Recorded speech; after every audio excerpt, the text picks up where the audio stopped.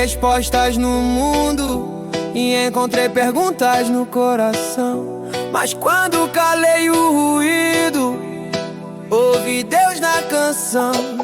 No silêncio da manhã ele fala e a alma se inclina em paz. Quem ouve o som do invisível entende o que o ouro não traz.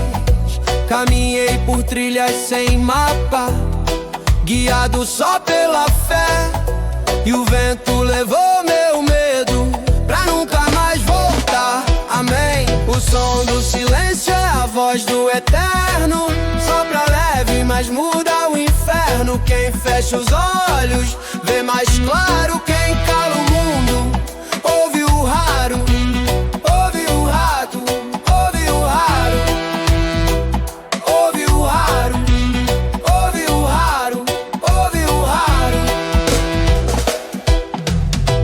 Vi o trono se desfazer em pó e o orgulho cair com o chão.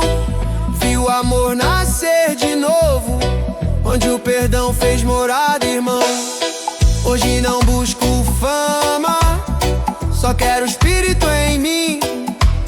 Porque no silêncio do vento a vida volta a ter fim, início sem fim, início sem fim.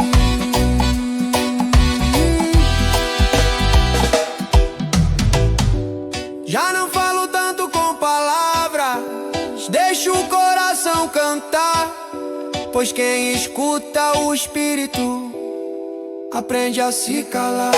E quando o vento sopra em mim, sei que o céu quer me ensinar. O som do silêncio é a voz do eterno, sopra leve, mas muda o inferno. Quem fecha os olhos vê mais claro. Quem cala o mundo